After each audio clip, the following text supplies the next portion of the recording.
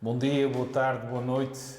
É um prazer ter-vos de novo aqui com a Azor Mais e com o Rádio Clube de Angra para aquela que é, quiçá, uma das vozes da tauromaquia aqui no meio do Atlântico, a Tauromaquia Viva. O nosso programa regressa hoje e hoje com uma figura do nosso jornalismo, uma pessoa que eu já sigo há muito tempo. Devo dizer que durante os meus tempos de faculdade estudei longe dos meios taurinos, estudei em Vila Real. Era através do jornal Farpas que nós bebíamos a informação taurina que se fazia naquele tempo, e a minha adolescência foi feita a ler esse jornal e devo-lhe ele grande parte da minha afição. Falo de Miguel Alvarenga, um jornalista sem papas na língua, um homem frontal, direto. Começou a sua carreira em 1976 em diversas redações no Diabo, a Rua, o Crime, o Título, Festa Brava e depois com o icónico Farpas. Tem como grande referência Vera Lagoa. É uma pessoa cuja sua capacidade de estar no jornalismo é direto, frontal, e isso causa-lhe alguns dissabores que também vamos esmiuçar, mas é sobretudo uma pessoa taurina. E ao ser uma pessoa taurina, temos o prazer de o ter aqui na Ilha Terceira, à nossa frente, nas instalações do Rádio Clube de Angra, para deliciar-nos com aquilo que é a sua carreira, daquilo que é a sua perspectiva sobre a Festa de Touros, sobre o saudosismo que ele tem também de uma Festa de Touros que viveu e que já desapareceu. E é este homem que vamos ter à nossa frente e que vamos falar. Miguel, bom dia. Bom dia, obrigado por este convite. Como é estar de novo na Terceira? Como é sentir de novo esta afição? O que é que se tem a dizer sobre nós aqui? Olha, para mim é um balão, é um verdadeiro balão de oxigênio estar aqui. Eu vim a primeira vez à Ilha Terceira, eu já nem me lembro o ano, 1980 e poucos, foi quando tomou a alternativa ao Luís Rochinol. Portanto, ele já fez há pouco tempo, se não me engano, 40 anos de alternativa, ou não, 35, portanto não. Foi a primeira vez que aqui vim, porque e lembro-me, associo ao Rochinol porque ele tinha tomado a alternativa em Santarém, em junho, e veio torear à Praia da Vitória, duas corridas numa praça desmontável ainda. Vinha o Paulo Caetano também, o Ninho de La Capeia, o Damaso Gonzalez e o Manuel Moreno, que era novilheiro, e foram os focados lusitanos e os da Tertúlia Terceirense. Foi a primeira vez que cá vim. Fiquei marcado porque levei uma grande voltareta de um touro na Praia da Vitória, depois de um grande almoço em casa do Sr. Almerindo, que fazia parte lá da organização. Fomos todos para a praia e eu estava a fotografar o touro dentro d'água, e quando estava com o objetivo, quando baixei a máquina, ele estava mesmo à minha frente. Eu joguei que ele estava longe, onde é que levei ali uma voltareta na praia, que ainda, passados uns 20 anos, um senhor no aeroporto que me encontrou disse: o senhor é aquele jornalista que andou ali pelo ar na praia há 20 anos, não sei o quê. Mas isto só para dizer, depois tive muitos anos a vir cá assiduamente, todos os anos às São Joaninas, à Terra dos Bravos, como eu escrevia sempre, escrevo, e é uma ilha que eu adoro. Tenho pena de não conhecer mais nenhuma ilha dos Açores. Ainda o ano passado o meu filho esteve em São Miguel e eu tenho pena, não conheço mais nenhuma, mas fiquei apaixonado por esta ilha desde a primeira vez que vim aqui, adoro. Já cá não vinha desde antes da pandemia, foi o último ano que estive cá antes de começar a pandemia, e realmente digo-lhe com toda a franqueza que aqui respiro um ar diferente, sinto a festa de outra maneira, e enquanto nós no continente, por exemplo, a tauromaquia não está de grande saúde no continente hoje em dia, eu não é propriamente ser muito saudosista, mas de facto havia outra gente, havia outros empresários, havia senhores na tauromaquia que hoje não existem, ou os que existem são muito poucos, e por isso eu ainda ontem um banderilheiro me dizia: ó Miguel, você é cada vez menos aficionado, não é? Mas aqui tem que ser aficionado. Depois aqui é realmente um balão de oxigênio que uma pessoa leva, e depois da corrida de ontem saio daqui outra vez aficionado, para agora chegar lá amanhã e deixar de ser outra vez, não é? Mas pronto, mas é mais ou menos isso, portanto, e a corrida de ontem foi uma corrida espetacular. É uma coisa que eu à noite estava a falar ali com uns amigos de cada Terceira, e digo: tenho que louvar a honestidade da afição açoriana pelo facto de anunciar ontem. Pouca gente se apercebeu disso e no continente criou um bocadinho de confusão. O espetáculo estava anunciado como uma novilhada. Uma novilhada. E eu ontem vi ali novilhos, digamos assim, muito mais touros do que muitos touros que vejo em corridas no continente. E lá dão um gato por lebre ao espectador, a maior parte lidam-se todos 3 anos e está anunciada a corrida de touros. Aqui há a honestidade de dizer os touros têm 3 anos, é novilhada, pronto. Não. Mas eram touros a sério, com um terapio e uma apresentação muito superior a muitos touros que se vêem lá. Portanto, de facto, isto só para explicar, uma pessoa chega aqui à terceira, não é por estar a falar com vocês e por estar aqui, mas sente-se a festa de outra maneira. E há realmente uma afição espetacular, o que se compreende, porque não havendo tantas corridas, as que há, é normal que as pessoas vão à praça ver, não é como lá cá todos os dias e a toda a hora, até às vezes 3 ao mesmo dia e à mesma hora. Portanto, isto aqui realmente continua a ser diferente. Eu ainda ontem à saída estava a conversar com o Manel Pires e disse ao Manel, dou-te os parabéns para a magnífica corrida e continuo sempre a dizer uma coisa. No dia que acabar a tauromaquia no continente, mais tarde ou mais cedo, um dia pode acabar, pelo menos aqui nunca vai acabar. Aqui nos Açores vai continuar a haver corridas de certeza absoluta. Esta distância, pensa que essa distância marítima que nos separa entre o continente e aqui as ilhas, acha que contribui para que nós tenhamos uma maneira diferente de levar as coisas ou não? Eu isso penso que sim, com certeza que sim, com certeza que...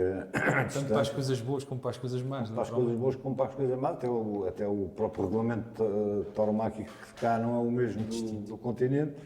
E eu penso que isto aqui, como o próprio nome, como é uma ilha, é um território mais isolado, as pessoas vivem isto de outra maneira que não tem a ver com a tauromaquia que se vive no continente. Não, é diferente em tudo. E não me admira até que qualquer dia volte a sorte de varas e os picadores a ser autorizados aqui nos Açores, porque é uma coisa normal que pode vir a acontecer com a afição que aqui tem autoria a pé e que lá é impensável. Que bom seria. Miguel, você é uma pessoa curtida em grandes batalhas jornalísticas, no Diabo, ao lado de figuras como Vera Lagoa e Manuel Maria Múrias. Que lições é que lhe ficam desta época? Olha, ficam imensas.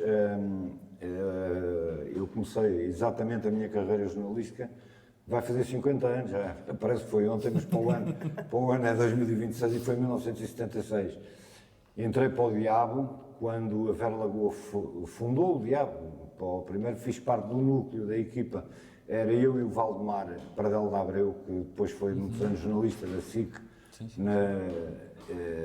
e é sobrinho do outro Valdemar Pardel de Abreu, que foi o editor do livro do Spínola, Portugal e o Futuro. Eu e o Valdemar éramos os estagiários quando se formou o Diabo, foi a primeira equipa.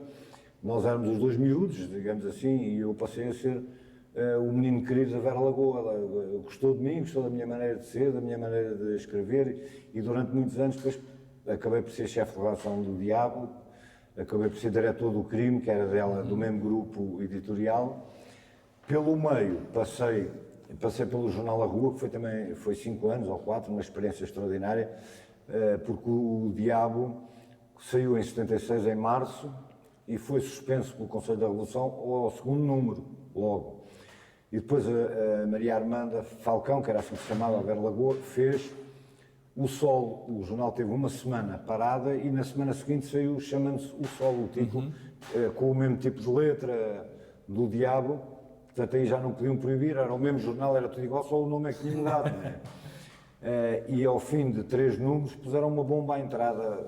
Foi à hora do almoço, não estava lá ninguém, mas rebentou a porta. É uma bomba pequena, não foi uma coisa, mas ela sentiu-se muito mal, teve mal de coração, Vera Lagoa e tal, e o jornal fechou. Fechou durante 4 ou 5 anos, que foi quando eu fui para A Rua, que era outro semanário dirigido pelo Manuel Maria Múrias, outro grande jornalista também. Foram lições importantes.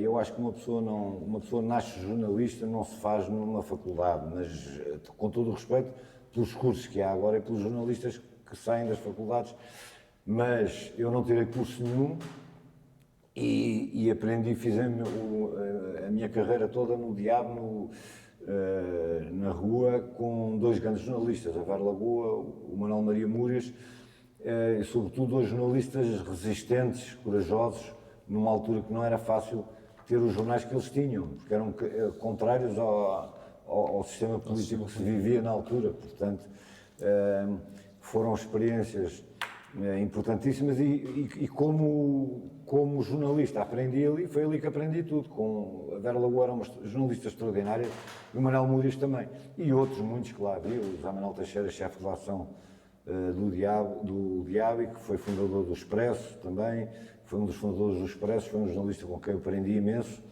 de maneira que foi de facto foi um curso extraordinário que eu tirei ali nesses jornais. Miguel, desde já, obrigada por estar connosco aqui. Obrigado. E a curiosidade é, olhando para trás, qual foi o momento mais emocionante da sua carreira jornalística? Houve vários. Olha, um dos momentos mais impressionantes que me marcaram foi a proximidade ao terrorismo quando foi a época das Forças Populares, 25 de Abril. Ainda a semana passada, por acaso achei graça porque eu nunca tinha dado entrevistas, li no Semanário Sol, feito pela Felícia Cabrita, uma entrevista ao Dr. Orlando Romano, da Polícia Judiciária, que era o diretor da Direção Central de Combate ao Banditismo, que era o Departamento da Judiciária de Combate ao Terrorismo. Hoje tem outro nome, mas existe. E eu gostei de ler a entrevista dele porque ele falou imensas coisas em que eu estive envolvido na altura. Eu estava no Diabo e os outros jornais irritavam-se, os outros diretores. Agora já passaram tantos anos que posso dizer, o Diabo era o único jornal que tinha a autorização do Dr. Orlando Romano para ir dentro do edifício da Direção Central de Combate ao Banditismo todos os sábados. Eu às 10 da manhã estava lá e almoçava lá com os arrependidos, que estavam a viver lá dentro. Okay. Vem o Dr. Orlando Romano nesta entrevista agora lembrar isso, que eles viveram lá 2 anos ou 3, estavam dentro movimentavam-se à vontade lá, às vezes vinham à rua com a polícia para dar umas voltas e tudo, mas fiz várias entrevistas a eles lá. Isso foi estar assim, à vontade, com um grupo que eram 5 ou 6 altos terroristas, para mim foi importante. Todas essas coisas de grande adrenalina, para mim, são as coisas mais emocionantes para a vida de qualquer pessoa, não é? Tive um processo que me foi posto em tribunal na altura do jornal O Título, por um alto padrinho da máfia, que era o Emílio Giovanni. Eu penso que ele depois morreu em Itália.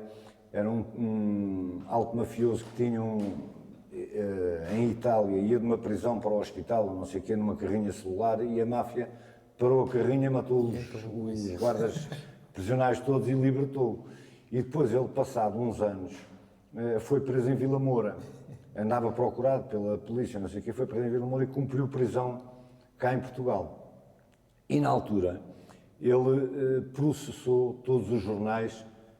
Foram 3 ou 4 jornais que ele processou, acho que o Correio da Manhã também, o Expresso, o Diabo, o Título, na altura era o Título, que lhe tinham chamado mafioso e que tinham dito que ele era mafioso. Ora, e o meu advogado na altura mandou vir, conseguiu que viesse de Itália o processo todo dele, em que ele era acusado de realmente ser mafioso, mas houve uma sessão no tribunal.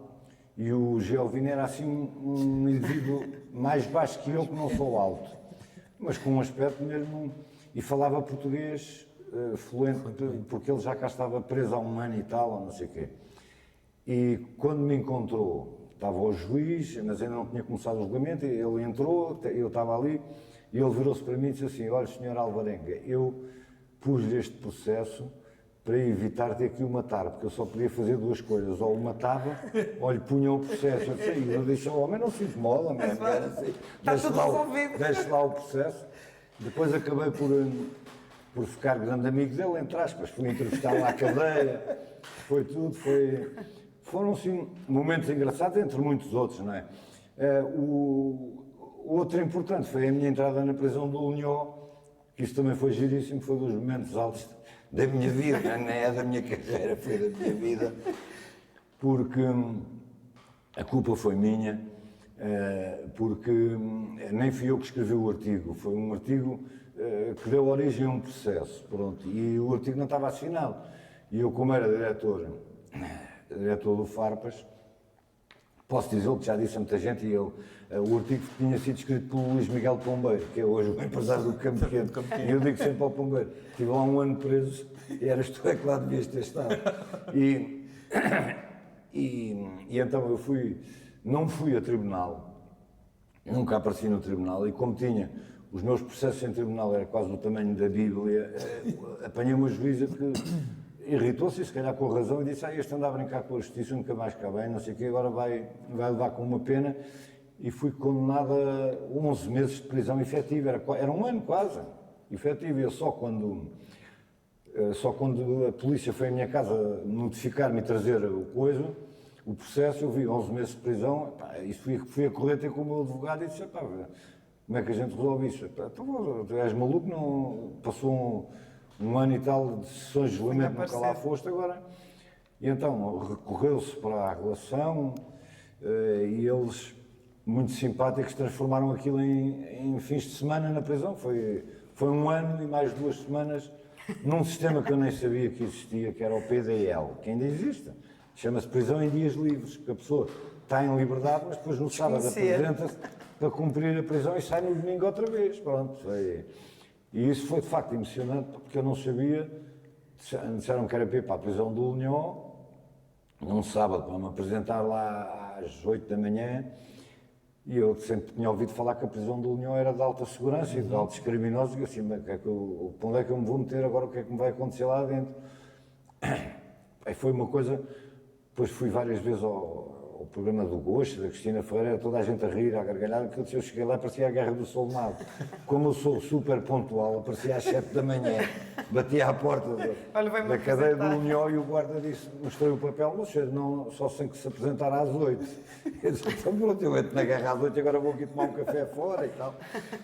E depois perguntei, quando entrei, disse, olha, veja lá que eu sou jornalista, não matei ninguém, estou aqui por causa de uma pena de liberdade da imprensa, veja lá, não me ponham numa cela com algum assassino, algum criminoso, alguma coisa. Não, o senhor vai ali para a casa do Big Brother, não é para dentro da prisão. Eles chamavam a casa do Big Brother porque era um pavilhão à parte, giríssimo, era uma coisa divertidíssima, não havia celas, eram uns quartos com 4 camas, depois tinha uma sala como o Big Brother, um televisor na parede, com matraquilhos, tinha máquina de café, tinha micro-ondas, tinha um coisa de telefone, a pessoa, desde que levasse o cartão, podia fazer chamadas para casa, para toda a gente, e achei aquilo giríssimo.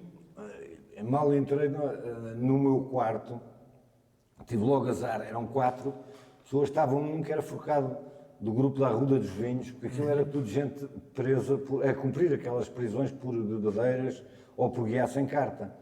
Não havia assim mais crimes maiores. E esse tinha sido apanhado a guiar bêbado, não sei o quê. Quando lá chegou, eu entrei dentro do quarto e disse assim, você não é o Miguel Alvarenga? E eu, não senhora, dizem isso muitas vezes, devem confundir com ele, não sei quem é. E o rapaz, não sei o que, foi logo ali reconhecido, porque era um forcado, pronto. E depois entrava às 8 da manhã, de sábado, e saía às 8 da noite de domingo, era aquelas horas, dormia lá uma noite só. Sim. Mas não havia nada para fazer, podia ficar no quarto a ver televisão, também tinha televisão no quarto, cada um era televisão dos próprios presos, levavam o seu televisorzinho, estava ali sem fazer nada, mas por um lado era um descanso, claro. Que eu às vezes pensava, nunca mais chego a sábado para ir para a União, porque ninguém me chateava, ninguém me telefonava, não me estavam a fazer telefonemas a toda a hora para o telemóvel, nada, mas foi uma coisa emocionante também. Depois conheci lá indivíduos com graça, e depois ao lado era um outro pavilhão que era de presos perigosíssimos, mas que já estavam no fim da pena e tinham passado para aquele regime semi-liberdade. E era lá que tinham uma mercearia e um bar, e a gente podia ir lá uma vez por dia comprar sumos, shampoo, o que quisesse, não sei o quê. Vinham os guardas connosco porque aqueles tipos eram perigosos, não eram? Mas eram simpaticíssimos. E dessa gente do União ainda hoje tenho almoços mensais às vezes com eles e tudo, porque combinamos e é uma coisa, foi uma experiência muito engraçada também. O Miguel conseguiu, aliás, de algum deles, torná-los aficionados. Nós vimos, quem Sim. segue o Farpas, viu que levou alguns. Fomos mais que uma vez ao Campo Pequeno, com 3. Uma vez veio comigo o Germano, que era um angolano com 2 metros de altura. Que esse é que era pior porque chamava-lhe o Rambo de Odivelas ou não sei o quê, andava sempre bêbado. E a GNR já sabia quem ele era, onde morava, faziam-lhe operações de stop quase de propósito para o apanharem. À caça. E então ele, uma vez, irritado com aquilo, foi direito ao GNR, tirou o GNR pelo ar, o GNR ficou todo partido e não sei o quê, e depois aí foi preso, mas como tinha à conta dele os filhos e não sei o quê, o tribunal não o puseram mesmo em prisão, que devia ficar com o que fez atropelar o homem. E então foi ele e mais 2, um também era traficante de droga, mas tinha sido apanhado sem carta e não sei o quê, mas foram os 3 a uma corrida do Pablo Hermoso Mendonça, e depois ainda fui com eles ao hotel apresentá-los ao Pablo, tirámos uma fotografia com eles adoravam. No fim de semana seguinte não falavam de outra coisa. Fomos com o Sr. Miguel ao Campo Pequeno, conhecemos o Cavaleiro. É engraçado. Miguel, como é que um jornalista se vincula com a Festa de Touros? Como é que é a sua entrada na Festa de Touros? Pois, é assim, também conto num instante, o meu pai era muito aficionado, é de Tomar, a minha família é de Tomar, o meu pai foi forcado dos Colégios Nuno Alves de Tomar, forcado, pegou lá 2 vezes, ou assim, e toreava a cavalo, gostava muito de torear a cavalo, tinha uns cavalos e não sei o quê, toreava algumas garreiadas, portanto, lá em Tomar. Portanto, o meu pai, desde que eu com 7, 8 anos, começou-me a levar às corridas de touros. Se calhar se me tem levado ao futebol, eu hoje adorava futebol e não me ligava nada à tauromaquia. E foi assim que a coisa começou.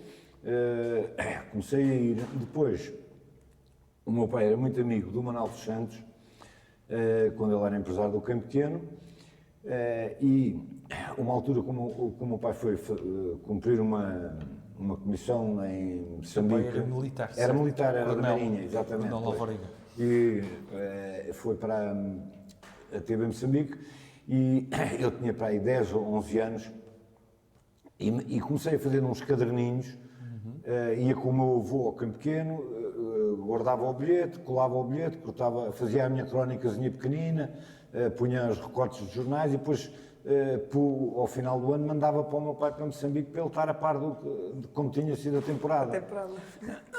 Depois, o meu pai, quando voltou, era comandante do Porto Aveiro. E quando foi a inauguração da Praça de Touros de Espinho, o Manuel dos Santos e o Chibanga, o Manuel dos Santos toreou, porque era o empresário da praça e ainda toreou, era um festival, foram-se lá vestir à Capitania do Porto, jantaram lá e tudo, e o meu pai disse ao Manuel dos Santos, olha, o meu filho fez-me estas coisas, mandou quando eu estava em Moçambique, faz umas crónicas minhas, tem 12 anos, ou sei o quê, e o Manuel dos Santos achou muita graça e disse, então manda-me lá um miúdo ao Campo Pequeno, que eu gosto de promover o futuro da festa, não só em toureiros, como até em críticos, não sei o quê. E então eu lá fui ter com ele ao primeiro andar do Campo Pequeno. O Manuel dos Santos diz-me, olha, o teu pai mostrou-me isto, não sei o quê, preciso também de críticos novos, de maneira que, olha, vou-te fazer assim, dou-te um bilhete para cada corrida e tu, na sexta-feira, quando vieres da escola, vens aqui ter comigo e discutes comigo, trazes a crónica escrita e eu digo-te o que é que tens razão, o que é que não tens. Engraçadíssimo. Mas há uma coisa que eu te digo, olha, lá por ser eu a dar-te o bilhete, não te sintas obrigado a dizer bem de mim. Se tiveres de dizer mal, diz-me, olha, o que ele me foi dizer. A partir daí... Infelizmente, isso durou durante 2 anos, porque depois ele morreu num acidente de automóvel. Mas depois continuei, na altura eu já estava a começar, escrevia no jornal Cidade de Tomar, e depois foi quando, entretanto, o Manuel dos Santos morreu em 73, deu-se o 25 de Abril, depois em 76 comecei no Diabo, pronto, e aí eu entrei para o Diabo como jornalista mesmo, mas disse à Vera Lagoa, Mariana, eu gostava, posso escrever umas coisas de todos também, que eu estou ligado ao mundo dos touros e tal, e ela disse, com certeza, claro, eu até gosto de ir às corridas, de vez em quando, não sou aficionada, não percebo nada, mas faz, e pronto, comecei assim a fazer, foi assim. Miguel passou tempos conturbados do 25 de Abril, tempos em que a sociedade ficou profundamente dividida, em que a Festa de Touros também penou com isso. Claro. Sonhava em jovem mudar muita coisa na Festa Brava, como crítico também. Acha que conseguiu algum aspecto disso ou não? Eu acho que consegui algumas coisas, digo isto sem vaidade nenhuma, naturalmente. Quando começou a secção Farpas, os Farpas começou no crime, não foi propriamente no Diabo. No Diabo eu fazia a página chamada Diabo ao Kit com o Dr. Fernando Teixeira. Mas eram crónicas, entrevistas, não sei o quê, não sei o que mais. Entretanto, Vera Lagoa começou no Diário Popular com a sua famosa crónica que chamava-se Besbilhotices, onde ela contava as coisas do mundo social, da sociedade, os segredos, as coisas. Foi talvez a primeira cronista social a contar essas coisas. E ela uma vez chamou-me lá no gabinete dela, lá no diário, e disse assim: Miguel, porquê é que tu não fazes? Eu leio as crónicas do Leopoldo Nunes, do Saraiva Mendes, desses críticos todos que eu conheço há tantos anos, mas ninguém conta nada, só contam as corridas, a crónica da corrida. Tu sabes isso tudo, andas sempre aí metido nessas coisas, sabes quanto é que ganha o toureiro, quanto é que quem foi o empresário que não pagou, quem é que não sei o quê. Porque é que não fazes uma secção? Olha, eu até te digo o nome, podia ser Farpas, que é o que espetam no touro, não é? As Farpas. Assim como eu tinha as bilhotices, uma coisa assim diferente para as pessoas começarem. E realmente aquilo, na altura, teve um sucesso grande, começou porque ninguém sabia metade das coisas que ali começaram a sair, não é? Antigamente ninguém se preocupava com isso. Quanto é que ganha o João Moura para torear no campo pequeno, quanto é que não sei o quê. Pronto, eu ia sabendo, ia tendo a minha rede de informações, ia sabendo quem é que vai este ano torear à Feira da Moita. Comecei a fazer um tipo de jornalismo taurino diferente do que se fazia, que os críticos na altura limitavam-se a contar a crónica da corrida e mais nada, e era assim que ficava a coisa. A partir daí houve muitos seguidores e hoje em dia os sites todos falam essas histórias e contam essas histórias, não sei o quê. Portanto, eu mudar não mudei, quer dizer, posso ter tentado mudar, e lembro quando havia o jornal Farpas impresso, agora é todos os dias na internet, mas antigamente era só à quinta-feira, quando havia o jornal impresso, eu lembro que havia vários empresários, toureiros e tudo, que me diziam: eu nem durmo de quarta para quinta à espera de ver o que é que sai amanhã no jornal. O que é que vem lá, não sei o quê, não sei o que mais. Portanto, eu acho que tentei até abrandar, digamos que assim, algumas aldrabices de alguns que se preparavam para as fazer, para lá que depois isso sai tudo no Farpas. E tínhamos, às vezes, o Emílio, que foi um grande fotógrafo taurino, veio aqui também tanta vez, nós fazíamos uma equipa extraordinária. E às vezes estávamos em jantares, em almoços, o Emílio tinha imensa graça, tinha um sentido de humor espetacular. Estávamos em almoço e algum contava: aquele empresário fez esta aldrabice, fez aquilo, mas depois eles tinham uma mania de dizer sempre assim: Miguel, mas isto não escrevas nada, não escrevas, estou só a contar. E então, quando eles começavam com essa história, o Emílio dizia assim: para, não te importas, repete tudo outra vez do princípio, devagar, não vá o Miguel não ter percebido alguma coisa e depois sai tudo trocado no Farpas amanhã.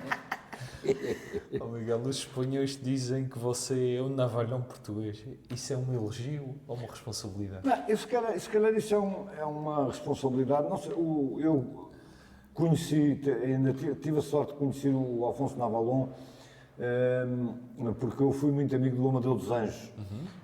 O Amadeu dos Anjos, que é muito mais velho, idoso, com muito mais idade que eu, mas era amigo do meu pai.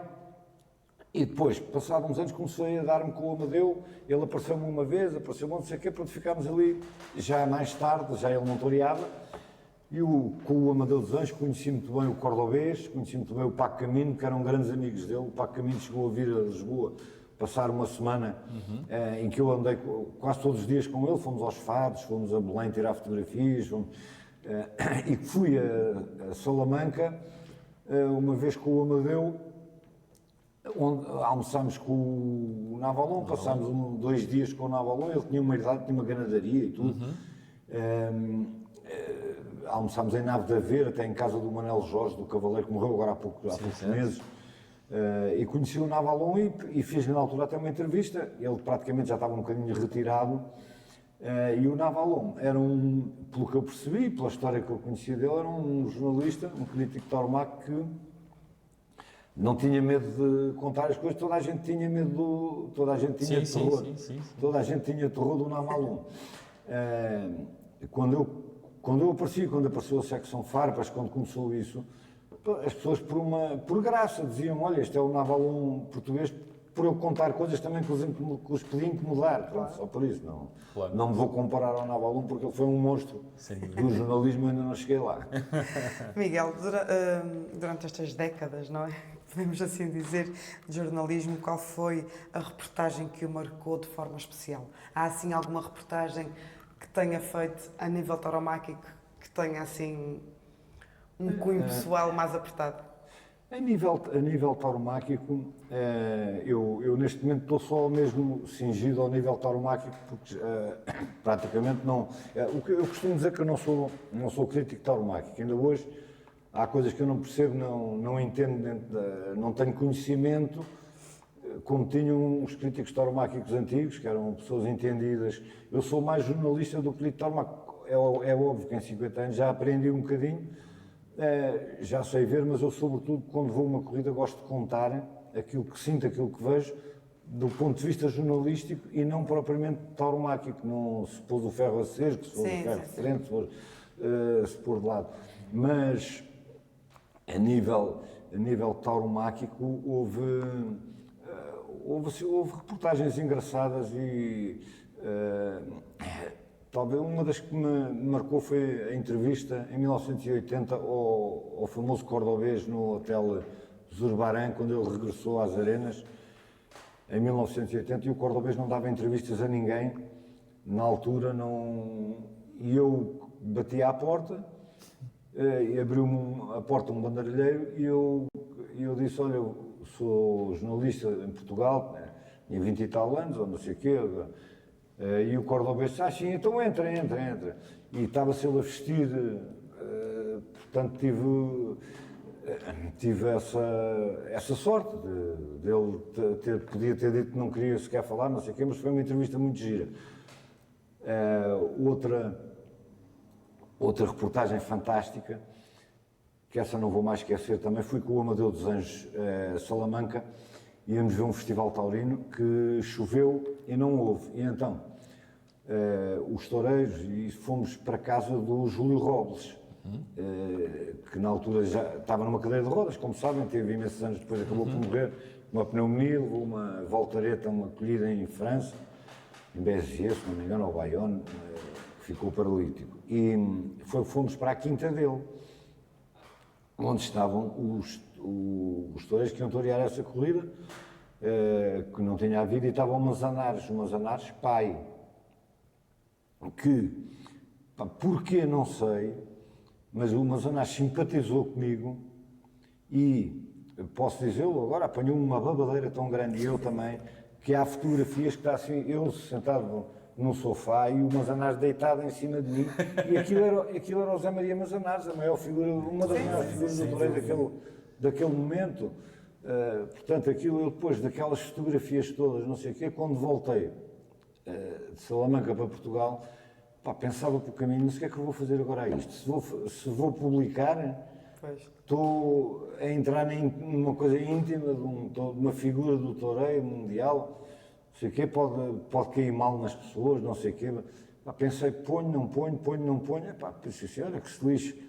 Pus na primeira página a fotografia, apanhei uma babadeira com o Manzanares e não sei o quê, não sei o que mais. Foi uma reportagem extraordinária. Por ser diferente, porque as reportagens houve muitas outras normais, não é? Claro. E agora, ainda há poucos anos, há 4 anos, ou 5, já não me lembro, quando houve no Campo Pequeno, ainda no tempo do Rui Bento, uma namano Pablo Hermoso Manzanares, filho, quando a corrida acabou, eu fui para casa, e telefona-me o Rui Bento, Miguel, venha aqui ter ao Rubro, se quiser, aquele restaurante que há ali na Praça de Torres, que estamos aqui com o Manzanares. Eu até ia para Madrid, no dia seguinte tinha que estar no aeroporto às 6 e saí dali direto para o aeroporto praticamente, porque foi uma noite espetacular. Cheguei lá e disse, Rui, então eu vou levar as fotografias de Salamanca para mostrar, e ele, traga. Eu levei as fotografias, o Rui Bento apresentou-me o Manzanares, eu não sei o quê, sentei-me ali, ele sentou-se ao lado e digo assim, olha, vou-te mostrar aqui uma coisa que apanhei uma grande babadeira com o senhor teu pai. E ele olhou para aquilo e começou a chorar. Ficou comovido, não. E coisa, ficou com uma grande consideração por mim, pensar, este gajo, o meu pai era uma pessoa especial para ter apanhado uma babadeira com ele, é porque ele também deve ser uma pessoa engraçada e tal, ficou a gostar imenso. E então ali bebemos uns copos, tirámos umas fotografias, dessa vez já não repeti a proeza, não publiquei, publiquei um ou dois de nós lá no jantar, lá no rubro, e o Manzanares disse assim, olha, não publiques estas fotos, faz o seguinte, daqui a 20 anos, um dia que jantes com o meu filho, diz assim ao meu filho, olha, apanhei uma babadeira com o teu pai, como fizeste hoje comigo, que é uma coisa gira. Também foi uma reportagem. Isso é uma história de vida. Foi. Isso é uma história fantástica. Foi uma história engraçada, foi. Miguel, tocamos no ponto do Campo Pequeno. Sim. O Campo Pequeno é um campo de memórias para si. Campo Pequeno, antes e após, que é com um crítico aficionado de toda a vida do Campo Pequeno, como é que vê a evolução da praça dos tempos áureos, digamos, para hoje? Pois, é complicado. O Campo Pequeno tinha, naqueles tempos, tinha um respeito, tinha um glamour, por muito que agora o Luís Miguel Pombeiro fale do glamour do Campo Pequeno, disso, daquilo, não tem nada a ver. O Campo Pequeno era uma praça entendida, era uma praça exigente, era um público exigente, entendido.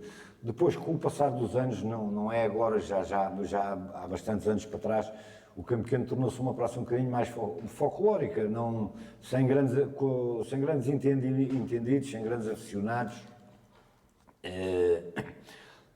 Depois das obras, houve muitos aficionados antigos que foram contra. Eu isso nunca fui. Eu acho que parece um circo, parece um coliseu. A praça de ser coberta e ser tapada e ter cadeiras até torna mais cómodo o espetáculo, porque a maior parte das praças de touros são recintos pré-históricos quase, nem percebo como é que as pessoas vão às corridas para estar ali apertadíssimas, sem comodidade nenhuma, sem nada. E o Campo Pequeno, isso melhorou. Com o passar dos anos e com toda a situação que se está a viver, neste momento tem 4 corridas de touros e há de passar a ter 2 e depois nenhuma, quase. Porque o que ficou escrito no contrato é que a empresa que lá está, a empresa do Álvaro Covões, que não são os donos do Campo Pequeno, os donos continuam a ser a Casa Pia, eles têm a adjudicação, são obrigados a dar corridas de touros. Antigamente dizia 20 corridas ou mais de 18 corridas, ou não sei o quê, e agora eles dizem, são obrigados à realização de corridas de touros, não dizem, portanto, corridas pode ser 2 só, já não é preciso ser mais, porque já está no plural. Claro. Se dissessem corrida, era só uma. Mas realmente o Campo Pequeno, eu acho que com muita pena eu digo, acho que o Campo Pequeno hoje já não, entre aspas, já não conta praticamente para o campeonato, não tem importância nenhuma, é uma praça que perdeu todo o seu esplendor, toda a sua importância como catedral do toureiro português. É impensável imaginarmos que aconteceria em Madrid o que hoje está a acontecer no Campo Pequeno, o que hoje há uns anos está a acontecer no Campo Pequeno. Portanto, isso nunca se poderia passar em Madrid, mas em Lisboa passou-se. E hoje as grandes corridas da temporada são noutras praças, ou os grandes cartéis não são os do Campo Pequeno, os do Campo Pequeno são cada vez menos importantes e sobretudo, cada vez o público dá menos importância à praça do Campo Pequeno. Acabam por ir porque gostam estar ali, ver a corrida, mas a realidade é que na sexta-feira passada, quando foi a corrida a primeira, que se esperava muito mais gente, a praça não tinha mais de meia casa, o que é um sintoma e é uma perspectiva muito mal para as outras corridas que aí vêm, não é? Claro. Não sei o que é que se vai passar com a corrida do Ventura, com a seguinte de 8 cavaleiros, aí calculo o que é que se vai passar, não vai lá estar ninguém, com certeza, e depois a outra, se vier o Roca Rei, oxalá que venha, pode ser que tenha gente, mas não... Mas acho que o Campo Pequeno perdeu tudo o que tinha e hoje em dia não tem a importância que teve no mundo, até no mundo, não era só no país, porque os toureiros espanhóis, as grandes figuras de Espanha, vinham ao Campo Pequeno e era importante triunfarem no Campo Pequeno e hoje não... tinha eco em Espanha, também um triunfo em Lisboa, e hoje em dia nada disso se passa, e as pessoas vão ao Campo Pequeno para se divertir, para ver uma corrida, mas já não vão com aquela coisa de ir... Há praças hoje em dia muito mais importantes que a Praça do Campo Pequeno. Acha que a tauromaquia em Portugal sobrevive ao fecho do Campo Pequeno, ao encerramento do Campo Pequeno, a esse definhar do Campo Pequeno? Eu isso acho que sim. Porque acho que a tauromaquia vai cada vez... Quer dizer, com tudo o que se mudou na sociedade, na vida das pessoas, antigamente havia o futebol e havia a tauromaquia. E os toureiros eram ídolos, como são hoje os futebolistas.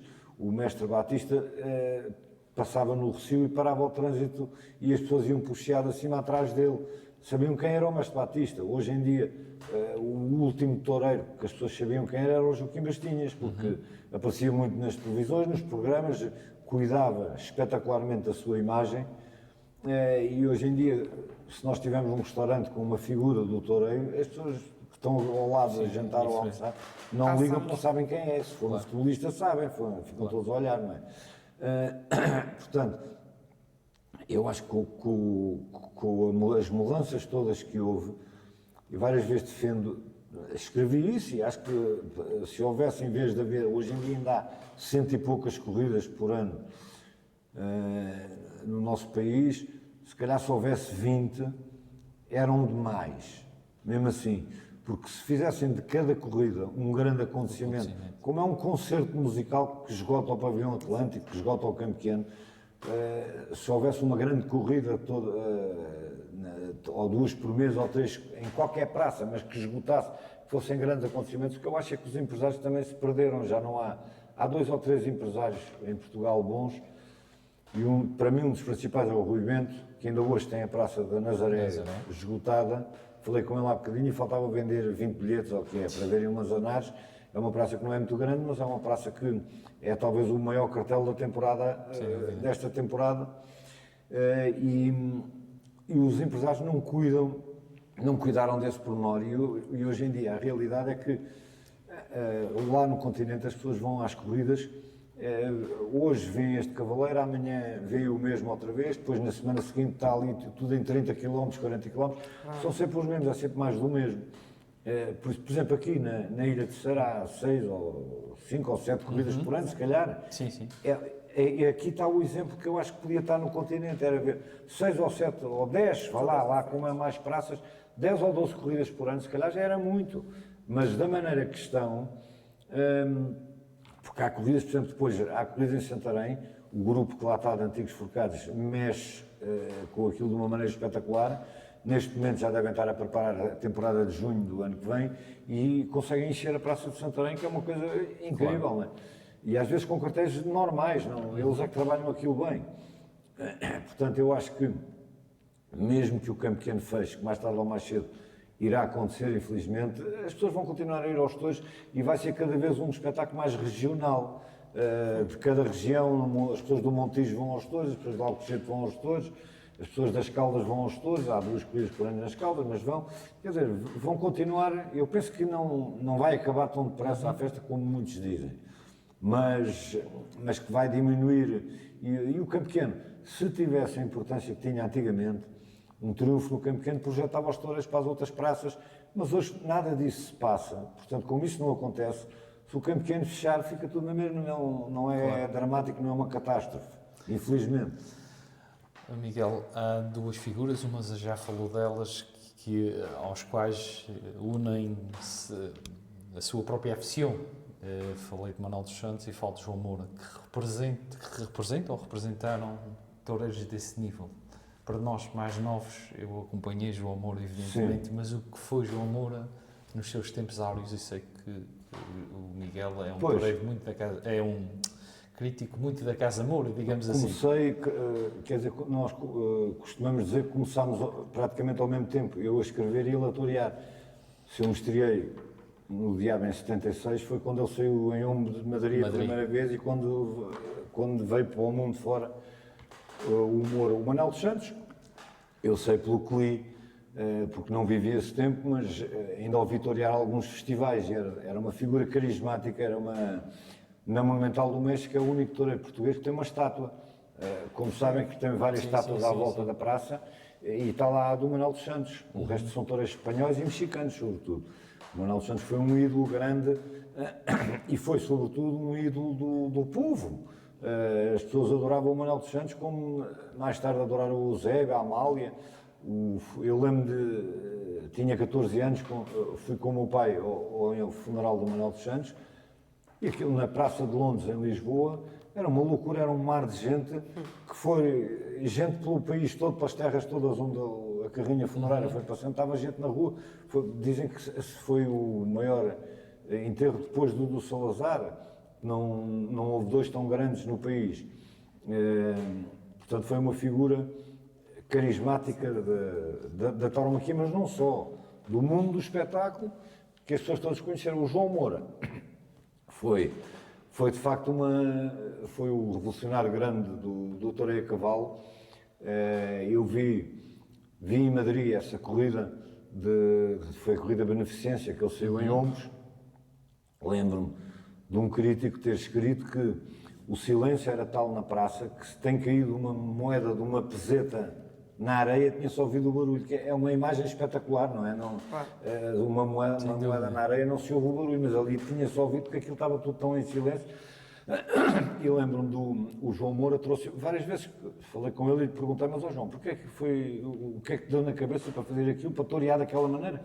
Que ele trouxe o toureio a pé para o toureio a cavalo. Antigamente os toureiros, até o próprio Mestre Batista, o Luís Miguel da Veiga, tudo muito bons.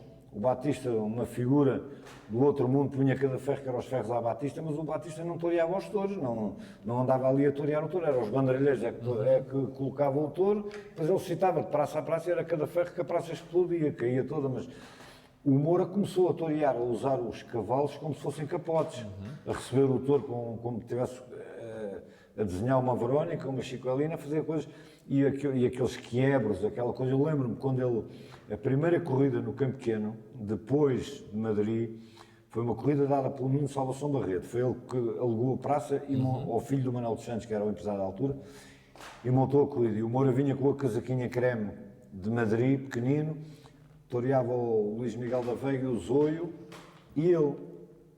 E o Luís Miguel da Veiga teve muitíssimo bem, o Zóio teve muitíssimo bem, e depois o Moura entrou e começa com o cavalo a andar de lado, com o ferrolho a ladear, a chamar o touro de frente, a pôr o quebro, não sei o quê. Eu nunca tinha visto aquilo. E o público ficou ali parado, não sabiam se haviam de bater palmas ou de assobiar. Alguns assobiaram, mas o que é isto? O que é que este gajo está aqui a fazer?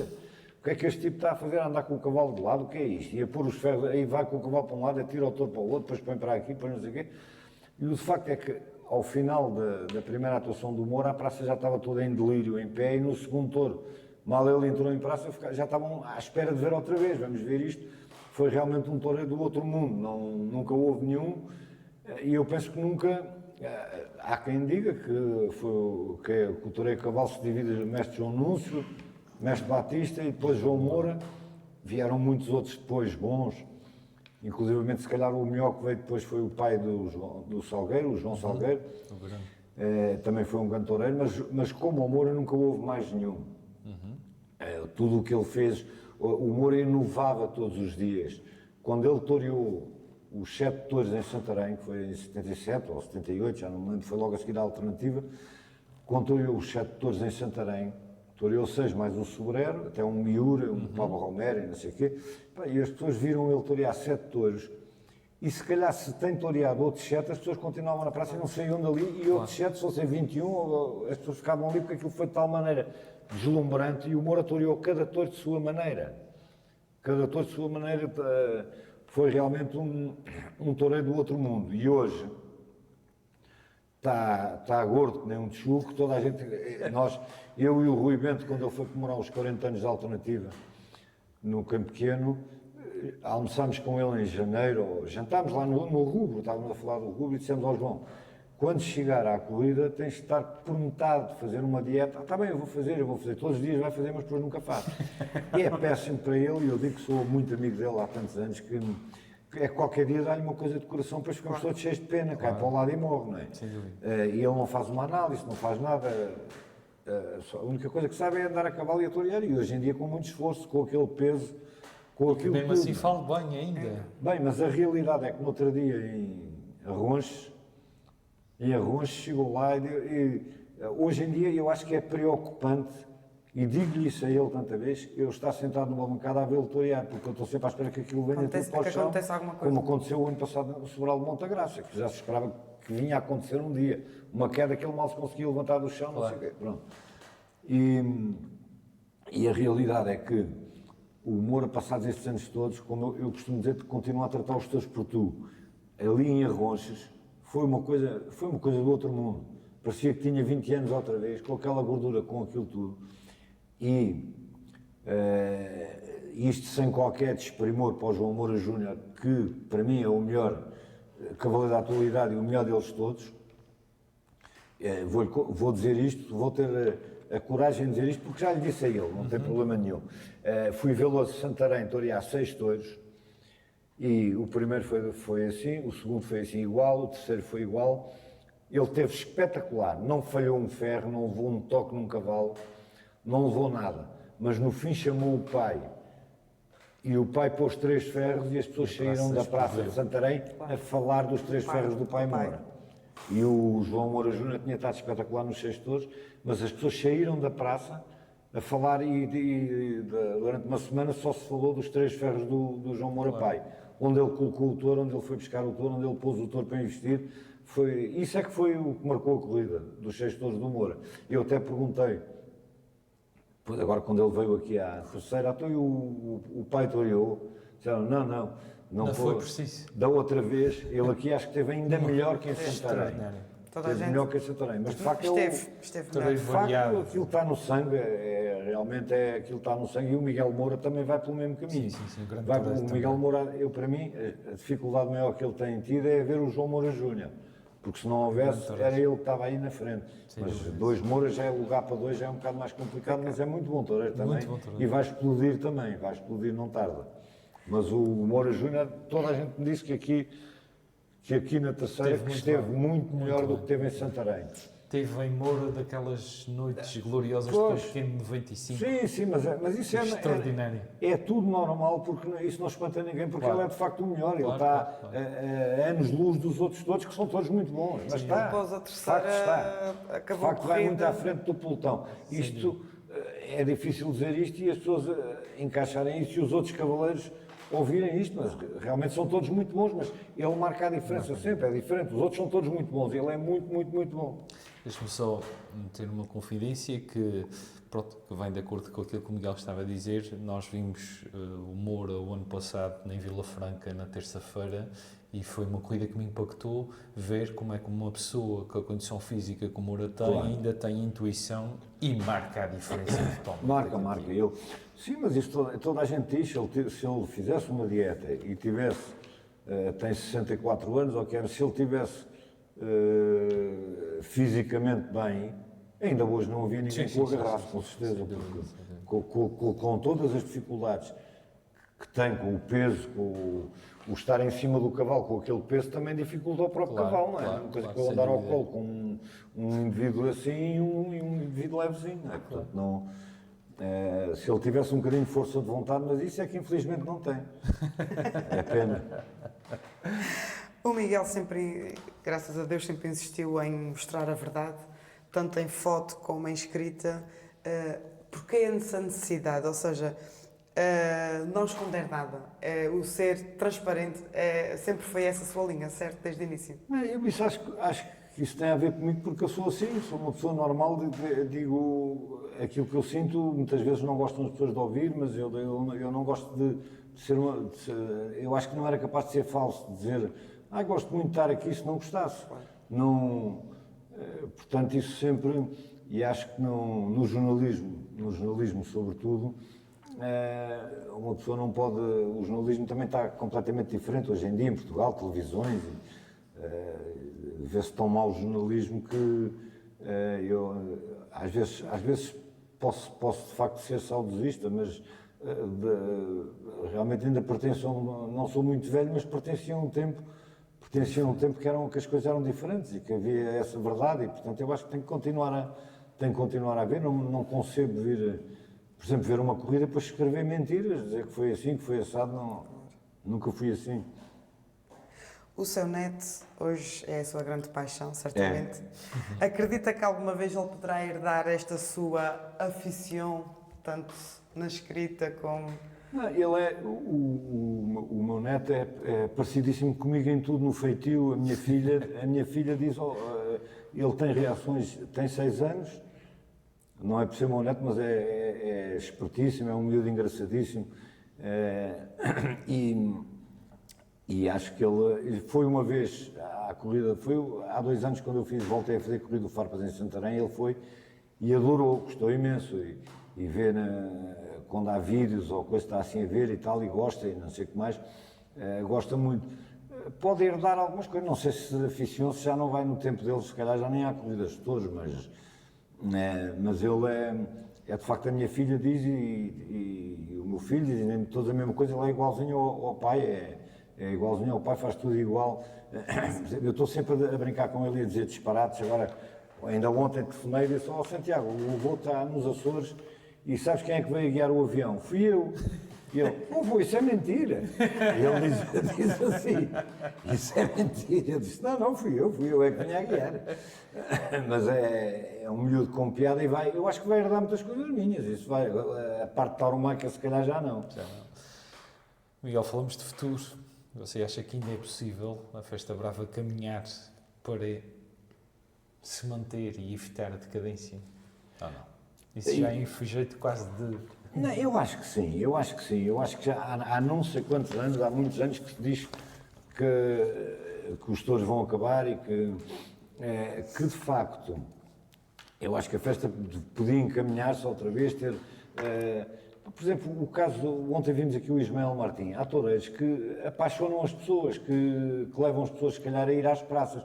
O que eu acho que não há hoje em dia, infelizmente, é empresários que fomentem, o Rui Bento ainda faz isso, e outros, mais 2 ou 3, mas que fomentem isso e que levem as pessoas a ser aficionadas. Por exemplo, se houvesse empresários a sério, por exemplo, se ainda fosse vivo o Manuel Gonçalves, que era um homem empreendedor e que andava para a frente e que via anos à frente dos outros, não sei o quê, agarrava neste rapazinho e punham em 3 ou 4 corridas lá na Feira da Moita, na Feira de Vila Franca, e era capaz de explodir aquilo tudo. O Rui Bento fez isso com o Padilha, foi o último ídolo do Campo Pequeno, já não havia ídolos do Campo Pequeno há muito tempo, e ele transformou o Padilha, as pessoas iam ver o Padilha ao Campo Pequeno, porque era um touro diferente. Eu acho que este miúdo, se fosse posto no... Estou a falar dele porque foi ontem a corrida, porque não podia falar do outro. Claro. Se houvesse empresários a sério, agarravam neste miúdo. Ainda hoje de manhã, por exemplo, estava a falar do Rui Bento, o Rui Bento telefonou de manhã a perguntar ao Miguel como é que teve o Ismael, porque ele também é lá de Salamanca, é amigo do Dourado, não sei o quê. E eu disse: foi um espetáculo, público aqui todo com ele e tal. Pois é, esse miúdo podia revolucionar isto aqui no continente, mas era preciso que houvesse empresários e que houvesse vontade de fazer isso. Portanto, o que eu acho é que também, a começar pelos empresários, não há cultura taurina nem afição para fazer a festa andar em frente, porque a festa tem tudo para andar em frente. Claro. Nós vamos a Vila Franca, vamos a Alcochete, vamos a Santarém, por exemplo, e as praças estão cheias. E vemos jovens. Há muita, imensa gente as nova. As corridas que vou Exatamente. Consigo ir e vou no continente, vejo muitos jovens nas Exatamente, praças. imensa gente jovem nas praças e tudo, tantas pessoas gostam e vão. Deem-lhes bons espetáculos, se não sempre a mesma coisa, os mesmos cavaleiros. Por exemplo, ontem, infelizmente, a Praça da Moita ontem deu uma corrida, que era a corrida comemorativa dos 75 anos da praça. Está bem que é fora de data e as pessoas têm a mania que as datas é que metem gente. Eu acho que se montarem um grande cartel fora de data, as pessoas vão. Este ano montaram o Ventura com o Duarte Fernandes no Montijo, não esgotou, mas estava quase esgotado e não era uma data. Portanto, as datas não têm nada a ver. Os taurinos é que têm mania de dizer: as datas é que levam pessoas. Levam não. Se puserem um grande cartel, uma grande corrida, as pessoas vão ver, seja em que data for, até pode ser em dezembro, pode ser no dia de Natal. Se for uma grande corrida de todos, um grande espetáculo, digamos assim, pessoas estão sempre como um grande concerto, como isto, como aquilo. O problema é que o Júlio Iglesias esgotava o pavilhão Atlântico, mas vinha uma vez, 2 em 2 anos, a Portugal cantar. se andasse a cantar todos os 15 em 15 dias, as pessoas já não escutavam. E o que se passa na Festa Brava é isso, não estão aqui. Eles estarão todos os mesmos sempre, de 15 em 15 dias, estão sempre, ou de semana a semana, estão sempre os mesmos.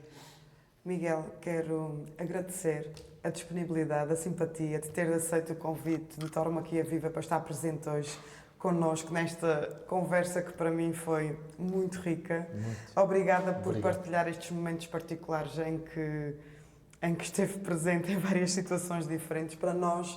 Para mim, como aficionada, como seguidora do Miguel, acho que ficamos todos mais ricos e todos a saber mais um bocadinho da sua sabedoria. Obrigada por isso. Eu é que vos agradeço esta oportunidade que me deram de estar aqui e de poder falar ao público tão aficionado como é o público da Ilha Terceira e felicitar-vos também, sobretudo, porque isto é um exemplo, ainda há bocado estávamos a falar, hoje em dia no continente não há programas taurinos, há um programa à terça-feira do Maurício Val na Rádio Íris que se calhar pouca gente já ouve, mas não há esta afição jornalística para fazer um projeto destes como a vossa equipa está a fazer. Acho que é importantíssimo. É pena isto não ser transportado para o continente, porque lá é que vocês faziam falta. Aqui, graças a aqui Deus, as pessoas temos são muito muitos continentais a entrar em contato connosco e em breve vamos ter novas entrevistas com pessoas do continente ligadas à tauromaquia e realmente, e hoje em dia, realmente o programa está a crescer e ainda bem que o projeto foi com esse intuito. Hoje em dia com a internet, ouve-se o que ouvem aqui, ouve-se lá o vosso programa lá também, portanto é importantíssimo. É importantíssimo e vou projetá-lo ao máximo para que as pessoas lá ouçam também. Obrigada. Obrigado. Eu é que agradeço. Muito obrigado. Muito obrigado. Muito obrigada a todos. Foi o Tauromaquia Viva desta semana. Obrigada por nos acompanharem mais uma vez e até à próxima. Um grande olé. Obrigada.